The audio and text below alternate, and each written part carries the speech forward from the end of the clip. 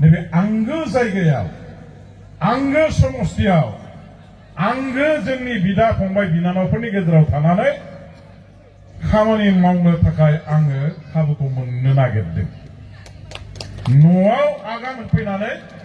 बनबास खाथिखांनायनि उनाव दिनै बेवहाय आं आगान होफैनो मोननानै आंनि बिदा फंबाय बिब' बिनानाव गासैबो लोगो दोगोखौ लोगो मोनजोबनानै गोसोआव बिराद गोजोननाय मोजां मोनदों, थोजासे रंजानाय मोनदों। सिगाङाव जिरायनानै दं आदा सैथ'बा, आं गासिबो सिनायजोबो। बे आदा सैथ'बाना आं जेब्ला क्लास 5आव आफलागावआव फरायदों बिथाङा क्लास 7मोन। दाबो बेनो बे दं। हनै जाहा आमाइसो रनेश दिनै बिबार माला गानदों, न'खरनिसो जायो मिथिबायना, मामा भागिनासो। खिन्थु बिसोर मा बुङोमोन आंनि सिगाङाव, जेब्ला नों फैगोन होमबा जों नोंजों थागोन, नों फैयागौ माने जों दस्रायाव थाबाय थागोन। नुबायना राजनितिनि बिस मन्त्रआ माबायदि, जेराव दंमोन बेवहाय थाबाय थादों। स्टार्टिंनिफ्राय बिसोर डाबल पि खालामनाय मानसि बे आमाइसोमोनहा, डाबल पि खालामबोनाय। बै गोदो आं जे खालामदों डाबल पिखौ गारनानै जेब्ला आङो बिपिएफआव सामिल जाबाय, आं ओरै सानजा क'क्राझाराव गेलेनो मोननाय मोनबा हयथ' डाबल पि खालामनाय मानसिफ्रा बे समाव रावबो थायामोन, आंजों फैजोबगौमोन। दा बिथांमोनहा आङो सोनाब क'क्राझाराव एमएलए गेलेहैनो गोनां जानायाव फैयाखिसै, थाबोबाय। खिन्थु बुंबाय जेब्ला नों सानजा क'क्राझारथिं फैफिनगोन जों गासिबो नोंजों हाबजोबगोन। बे निलस फंबायाबो, निलस, बे निलसाबो डाबल पिनि मानसि, डाबल पि पिसिडिआर इउपिपिएल। बेनाबो बाथ्रा बेनोमोन, जेराव लोगो मोनो नों माब्ला फैगोन, नों फैबानो जों फैजोबबाय, बाथ्रा गासिबो बिदिजोब। दा बेवहाय गासिबो लोगोजों हनै जाहा बाहाय दहाय आदा तिलक दंमोन, राज तिलक फाउन्डार माने ब्लक प्रेसिडेन्ट ना मा होनदों, बिथाङाबो आंनि क्लासमेटनि देरसिन। आं जेब्ला क्लास 5आव फरायो, क्लास 7आव फरायोमोन। आदा जोमै क्लास 5 आं फरायबा क्लास 7आव फरायो। बिथांनि बिनानाव माधबी, दा बेखौ मा होनो, मोनाबिलि होनना बुङो। मोनाबिलिया आंनि क्लासमेट आरो बिराद जों लोगोमोन सानैजों। थिग बेबायदिनो बे गामियाव अनेक लोगोफोर दं। बै थेंगा प्रिथिराज, बिरबल बिथिंजाय बै गारजासालिनि सोनाबजों बाबुलाल बसुमतारी, हरैहाय माबिराम सिंगिबारियाव ज्योतिरिन्द्र माबा होनना बुङो मसाहारि, दा इन्जिनियार जानानै दं। ओरै बेलगुरिथिंजाय गासिबो लोगोजोब। निजेन दं, बन्दुरामाथ' आंनि बिराद क्लासमेटमोन। बन्दुराम बै नायगावनि, बेलगुरि नायगाव। बन्दुराम मोसाहारि आंनि क्लासमेट, समेश्वर मोसाहारि आंनि क्लासमेट। सानस्रि, जायखौ होनो सानस्रि बसुमतारी ना मोसाहारिमोन, आंनि क्लासमेट। ओरैहाय थाबाय जोंहा निजेनमोन रमाकान्त, थानेश्वरा दा माबा जाहैनानै दं, बुद्धिस्ट जाना थाहैबाय बियो। बुद्धिस्ट, बौद्ध धोरोमनि खानाय लान्था हनानै गोमो ड्रेस गाननानै अरुणाचल ना बहाबा थायो बियो। आंनाव फैबा हाबलांबाय थायो, फनाव रायलायहरो। आंनि क्लासमेट रन्जित, जाहा ओरैहाय माबानि बै माने अन्थाइबिलनि गासिबो लोगोजोब। ओरैहाय थाबाय हय सनजित बैथिंजाय। बे आफलागाव बेलगुरि होनबाथाय बे आङो आंनि गामि बायदि मोनो। बिराद बुरजा एखे क्लासावनो जों फरायलायनाय दं। फ्राय आङो हर थालाङोमोन, आलासि जायोमोन। बन्दुराम मोननाव आं हर थायोमोन, बन्दुरामजों आं लोगोथारमोन। आंहा क्लास 6आव रल नाम्बार 1 जायो, बन्दुरामा रल नाम्बार 2 जायो, समेश्वरा रल नाम्बार 3 जायो। जोंहा ज्योतिरिन्द्र मोसाहारिया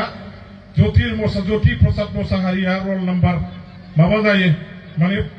4 जायो। माधबीया रल नाम्बार 5 जायो। लगातार बिदिमोन जोङो। दा बे जायगायाव मिथि खुनु मानसि गैया बै मोनाइगाव बाताबारिनि नजेन प्रजित गासिबो लोगोजों दा बेबायदि जायगायाव फैनो मोननानै दिनै आं मानो गोजोना आं मानो सान्थि मोना आरो जेब्ला बेबायदि एफा बुरजा मानसिफोरखौ लोगो मोनबाय साबसिन गोजोननाय रंजानाया निस्सय जाखागोन आरो बेनो जादों दिनैहाय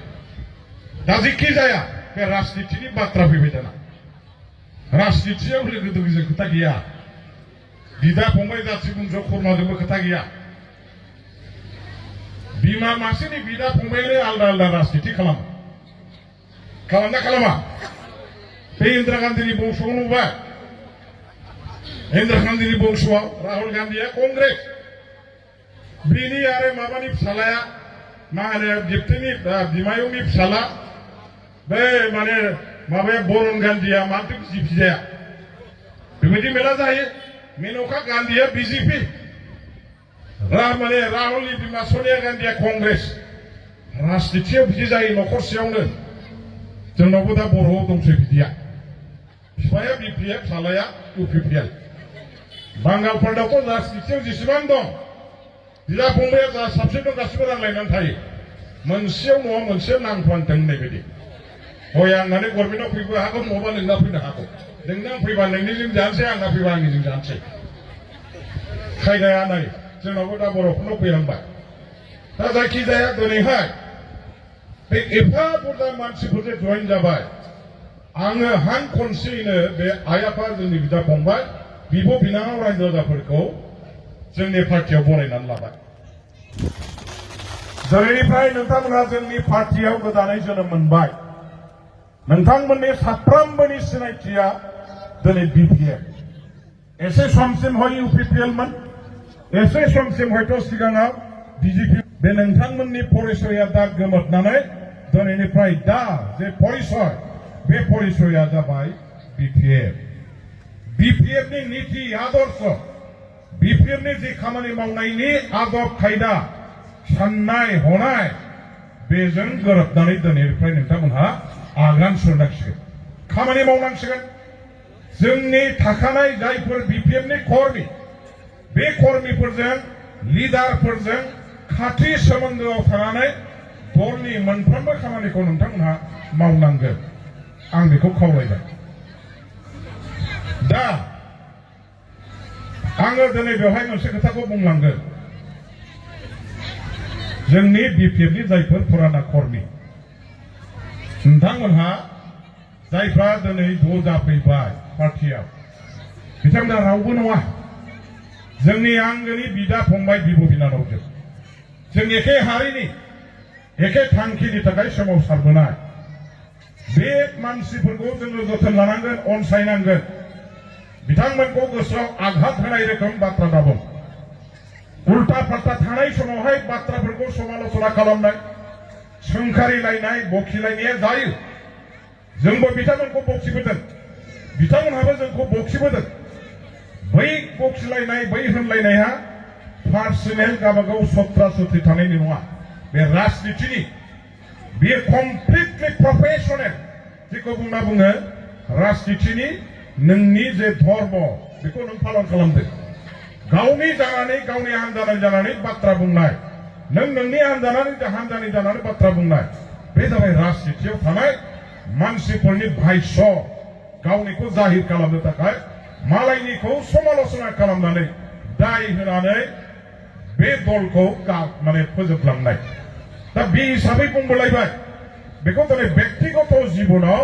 जोङो गोसोखांलायनानै बे मैया ओरै बुंदोंमोन बे दाख्लै ओरैमोन बे उमुगाव जोंनि मानसिखौ ओरैबायदि खालामदों जोंनि मानसिखौ ओरैबायदि होनदों फुराना खोथाखौ लोङै जायै दारायखा मालाबा बहाबा सोरनावबा सावरियाव बादालियाव थांनानै लोङै जायै समालोचना खालामनाय बेखौनो रायखांफिननानै आरोबाव गोसोआव आघात होनाय दुखु होनाय बेखौ दाख्ला राजनितियाव जाय जेराव गोसो बेवहाय थानानै खामानि मावनो हायो जाफुंनाया आलादा मोनजायिया आलादा होमब्लाबो गाव जेखौ मोजां मोनो बावहाय राजनिति खालामनायनि मोन्थाया बयहाबो दं बे भारतबर्षनि राजनैतिक दल बा राजनैतिक सिस्टेमनि मोनसे केरेक्टार मोनसे केरेक्टार आरो बेवहाय थानानै खामानि मावनाया अपराध नङा इउपिपिएल खालामदोंबा सोरबाया बिजेपि खालामदोंबा सोरबाया कंग्रेस खालामदोंबा बियो दायनिगिरि नङा बियो दायनि हाबा मावनाय जाया बियो अपराध नङा जोंनि देशनि सिस्टेमा बेनो जोंनि भारतबर्षआव जाबाय माल्टि पार्टी सिस्टेम गोबां हानजाजों दाजानाय गोबां हानजा गोनां मोनसे राष्ट्र आरो बे हानजायाव बे देशआव थानानै खामानि मावग्रा मानसिफ्रा हानजासो खालामदों उद्देश्यआ बेनाबो मानसिफोरखौ सिबिनाय उद्देश्यआ बेनाबो देशनि थाखाय खामानि मावनाय उद्देश्यआ बेनाबो समाजनि थाखाय खामानि मावनाय नाथाय जाफुङाखै जानो हागौ सोरनाबा जाफुंबाय जानो हागौ दा अब्लाबो मानसिफ्रा गाव जेराव गोसो बाव थानानै खामानि मावनायनि अधिकारा दङ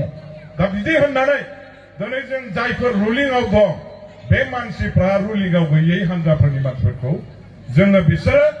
जेन'बा जोंनि देशनि नागरिकसो नङा जेन'बा जोंनि ओनसोलनि नागरिकसो नङा जोंनि बेबहारा बिदि जानो मोना जोंनि खोथा बाथ्राया बिदि जानो मोना जोंनि मानसिफोरनि स्वभाब चरित्रआ रायजोफोरजों बिदि जानो मोना दा बेखायनो दिनै जायफोर बिथांमोनहा जोंनियाव जइन जाफैबाय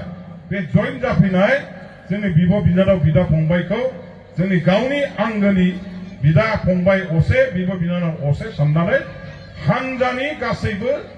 जोंनिनो मावनो लानाय हाबाफारियाव बिसोरखौबो लाफाना मावनांगोन हानजायाव जेखि सुजुग सुबिदा फैया बेखौ साफ्रोमनोबो हाजोबाबाबो लासै लासै पर्यायक्रमे होलांनो थाखाय जोङो सेस्था खालामनांगोन दा बेखिनिखौ जोङो दिनैहाय जोंनि नेताफ्रा जोंनि कर्मीफ्रा मिथिना लानाया दरखार दं जिखुनु प्रग्राम जिखुनु हाबाफारि बेनि इनफरमेशनखौ दिनै फैनाय मानसिफ्रा मोननांगोन मेल मिटिंआव लांनांगोन मेल मिटिंनि बागै खबर होनांगोन मा मावदों बेनि बागै खबर होनांगोन नङाबा बे दिनै हाबफैनाय मानसिफोरनि गोसोआव फैगोन मा जे जों गोदानै फैनाय मानसिफ्रा जेबो पात्ताखौनो मोना जोंनो जेबो पात्ता होआ जोंखौ मुल्य होआ जोंखौ दाम होआ नै बेबायदि साननानै गोसो बायगोन आरो बेयो थिग नङा बेखायनो दिनै बेयाव थानाय मानसिफ्रा साफा साफा जाहाथे दलनि बाहिनी हिसाबै खामानि मावनायनि खाबुखौ मोनो आंनि दलनि मावथि लोगोफोरखौ आं बेखौ खावलायखाबाय दानिया नायदो मा जानो थांगासिनो दं बिटिसिनि जोंनि नैबे दतमा समष्टि हिसाबै आं जे नुबाय थादों दा नोंथांमोनाबो ससनो हागौ दतमा 2 नम्बर समष्टियाव दा बिरोधी दल गैयै जानो थांगासिनो दं आरो नैबे इलेक्सनसिमाव हयथ' साफा जाहैगोन दरसे गामिया जेराव इउपिपिएलबो दंमोन बिजेपिबो दंमोन बेफोर गामिफ्रा दा इउपिपिएलबो गैला बिजेपिबो गैला साफा बिपिएफ जाजोब्बाय बेबायदि साफाय अभियान जालांगासिनो दं साफाय अभियान हासिब जाहारु मारिनाय बायदि जालांगासिनो दं दिनै 500 जन जइन जादों दहाय जोमैदाया बुंदों बैयाव इयुथ केम्प दंनो इयुथ केम्पआ दिनैनिफ्राय गैला बिथाङा बुंदों इउपिपिएलनि इयुथ केम्पमोन तारमाने बे इयुथ केम्पनि मानसिफ्रा बिपिएफनि इयुथ केम्पजों सामिल जाबाय बेथ' जाबाय दा बेबायदि जालांगासिनो दं ओरैबायदि जाबाय नोङो कसुगावआव थां गामि दरसेयाव साफाखौनो नों मोनला दा नागिरनानै इउपिपिएलनि आरो बे जिनिसा बनरगावबो जागासिनो दं दा बनरगावबो जागासिनो दं गाबोनबो बनरगावआव जागोन भालुकमारियाव जागोन जाजोबलांगोन लागातार जाजोबगोन जेसेबां गिदिर गिदिर नेताफोर दंमोन इउपिपिएलनि जोनोमगिरि बिथांमोनहानो दिनै हानजायाव फैजोब्बाय बिपिएफआव फैबाय इउपिपिएलखौ गारनानै जेसेबां एनडिएफबिनि बिदा फंबाय दङमोन इउपिपिएलनि जानानै खामानि मावग्रा गासिबो बिथांमोना इउपिपिएल गारनानै बिपिएफआव फैबाय बिथांमोननि केसआ उइद्र जायाखै जेलाव दंबाय थायो रिहाबिलिटेसन मोनाखै साख्रि मोनाखै कुनु बिथांमोननि समस्यानि सोमोन्दै बिथांमोननि नेताफ्रा रावबो दायित्व लायाखै जायनि थाखाय दिनै रन्जन दैमारि बिथां बिटिआर सुक्तिनि सहि होग्रा जेलाव सेवनानै दङ रावबो बख'नायनि खोथा गैया सिन्था खालामा बेबायदि खालामनानै गारनानै दोनदों 5 बोसोर सरकार सालायनाया बेखौ सोर मोजां मोनगोन दिनै माखासे एनडिएफबि बिदा फंबाया फासि अर्डार जानानै दं गिथाव बाथाव आलफानि गिलु बालु बमा होग्रा बेबायदि गिलु बालु नायगार छात्रफोरखौ बमा होग्रा बै धेमाजियाव बिसोरबायदि मानसिफोरखौ दिनै फासि अर्डार होआखै जोंनिखौ दिनैहाय फासि अर्डार होना दोनदों मानो बे समनि राजनितिक नेता थांनाय 5 बोसोराव जायनि गभर्नमेन्ट दंमोन बे गभर्नमेन्टआ आसाम गभर्नमेन्टजों बिथांमोनखौ बासायनांगौनि थाखाय जेरैबायदि माखासे बेबस्था आखायाव लानांगौ बेफोरखौ लायैनि थाखाय दिनै बे मानसिफ्रा फासि अर्डार जानो गोनां जाबाय बेखौ दिनै जोंहा एनडिएफबिनि बिदा फंबायफ्रा नुनानै रागा जोंदों खुद्रिनाय फैदों जोंनि सरकारा जोंनि थाखाय जेबो मावाखिसै दिनै हाग्रामा महिलारि बिथाङा बिटिसिनि गभर्नमेन्ट जानाय लोगो लोगो बे एनडिएफबिफोरखौ जेलाव थानायफोरखौ बख'नायनि बाथ्रा बुंबाय दायित्व लाबाय फासि अर्डार जानाय मानसिफोरखौ फासि अर्डारखौ उइथड्र खालामहोबाय रन्जन दैमारिखौबो जेलनिफ्राय बख'नानै लाबोनो दिनैहाय दायित्व लाबाय प्रसेसबो लागासिनो दं आरो बेफोरखौ नुनानै दिनैहाय बे एनडिएफबि बिदा फंबायफ्रा बबे आसाजों इउपिपिएलआव थाबाय थानो बिपिबो फैयाबा दिनै फैजोब्बाय गासिबो फैजोब्बाय जोमैदाया फैबाय बिनि उनावहाय मा दंबावो रामफल बेलाव मनरन्जन बिजेपि खालामनाय फैजोब्बाय सिला जोंहा माने सिला बे बसुमतारी बिसुदेम एनडिएफबिनि लिडार बिथाङाबो जइन जासिगोन साफा रावबो गैला गासिबो बिपिएफ जाजोब्बाय जोंनि बे बनरगाव ब्लकआवबो जेसेबां दं दा आफ्लागाव बेलगुरि थिलापारा नायगाव ओरैहाय थुरिबारि पदबिल जेसेबां दङ 2 नम्बर दतमा समष्टिनि खोथाखौनो होन बावखुंग्रियाव गोग्लैनायखौनो होन जेरावखि जाया मानो जोंनि गासैबो बर' फिसाफ्रा मोनसे दलाव दा ज' जाजोबनांगौ बे दला जाबाय बिपिएफ दलाव जमा जाफैजोबनांगौ जोङो खावलायबाय थादों हारिखौ खौसे खालामनो होननानै आगोलनिफ्राय नाजाबाय थादों 2016निफ्राय आं नाजाथाब नाजाबाय थादों जेब्लानो आङो बिपिएफआव जइन जादों बे दिननिफ्रायनो एमएलए देरहाखांनायनि उननिफ्राय दिनैसिमहालागै आङो मोननै बर'नि गावस्रानाय हानजा लेथेर फिथेर दिनै बर' जाथिखौ ज' खालामनो होननानै नाजाबोबाय थादों गुबुन जोंनि नेताफोरजों खौसे हेल' हाबोआखै फैयै बे बिटिसिनि शिबनि गाद्दियाव नांथाबफैबाय थादों बेखौ मिलायनो हायैयाव फर्मुला मिलायैयाव ज' जायाखै दाख्लै बिटिसिनि इलेक्सन जानायनि सिगां सेस्था खालामबाय नोंसोर 20थायाव गेलेदो जों 20थायाव गेलेदो बेखौ रानलायलायनाय जाबाय थाङै मोनसे फर्मुला गोरोबहैयाव आरो ज' जायाखिसै ओइबा दा बेखायनो आं होनबाय थादों ज' जानायनि मोननैल' फर्मुला दं मोनसेया जाबाय मोननै हानजाया बुजाफरानि गेजेरजों गोरोबलायनानै इलेक्सन गेलेनानै ज' जानाय आरो बे जायाबा जाय हानजाया दिनैहाय सरकाराव थाबाय सरकाराव ओरैबायदि गोरायै थाबाय जे 28टा देरहानानै नोङो टटेल बिटिसिनि राजनितिखौ दिनै कब्जा खालामबाय बे हिसाबै बिरोधी दल जायफोर दं दा दिनै इउपिपिएल होन सोरबा बिथांमोनहा थेर बेथेर जानाय अबस्थायाव फैबाय आरो जेबो मावनो हानायनि भबिसत गैला जाखांनो हानायनि भबिसत गैला दला दोबैलांबाय जोब्बाय बेखौ रोखा नुहुरजोब्बायबा बेबायदि दलाव जायफ्रा दिनै दङ बे दलनि मानसिफ्रा मावथिफ्रा रायजो राजाफ्रा दलखौ नागारनानै ओंखारबोजोबनानै बिपिएफआव ज' जाफैजोबब्लाबो बेबो मोनसे ज' जानाय आरो जायफोर दिनैहाय एफा एनै नेताफोर थाबथाबावगोन बे नेताफोरखौ लासैनो जोङो बिथांमोनखौबो लाबोनानै मबे मोजां जायगायाव फज'नांगौ जों बाहाय फज'गोन बेनि बेबस्थाखौ खालामगोन दा बे जिनिसखौ जों दा रायलायबाय थादों दा बेखायनो दिनै आफ्लागाव बेलगुरि थुरिबारिनि मानसिफ्रा बेवहाय जे ज' जाफैबाय 500 जन बेबो हारियाव खौसे जानायनिसो मोनसे आयदा बे राजनितियाव बिपिएफखौ मदद खालामफैनाय बिपिएफजों सामिल जानाय बेल' नङा हारिखौ खौसे खालामनायनिनो मोनसे हाबाफारिसो आरो बेयाव दिनै नोंथांमोनहा मदद होदों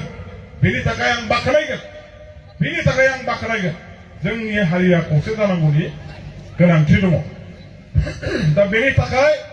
जायफ्रा थाबोबावदों आं बिथांमोनखौ खावलायगोन बाव गिनाय लाजिनाय अपमान मोननाय उसुबिदा मोननाय आसुसु मोननायनि बाथ्रा गैया जों रावबो नङा एखे बिदा फंबाय बिब' बिनानाव गोजा बेखायनो गावनि आंगो बिदा फंबाय बिब' बिनानावजों ज' थानानै खामानि मावनायाव उसुबिदा आख' फाख' मोननायनि बाथ्रा गैया बाहाय जों जयैनो मावनो हागोन दा रायजोफोर बिसायख'थियाथ' जोंहा दा एप्रिलनि 9 तारिखआव जागोन दाना जोंनि समस्तिनि बाथ्राखौ बुङोबा जोंखौ दिनैहाय जों जे देरहाखाबाय बेवहाय नोंथांमोनहा 1% बो गोनो गोथो जानांगौ गैला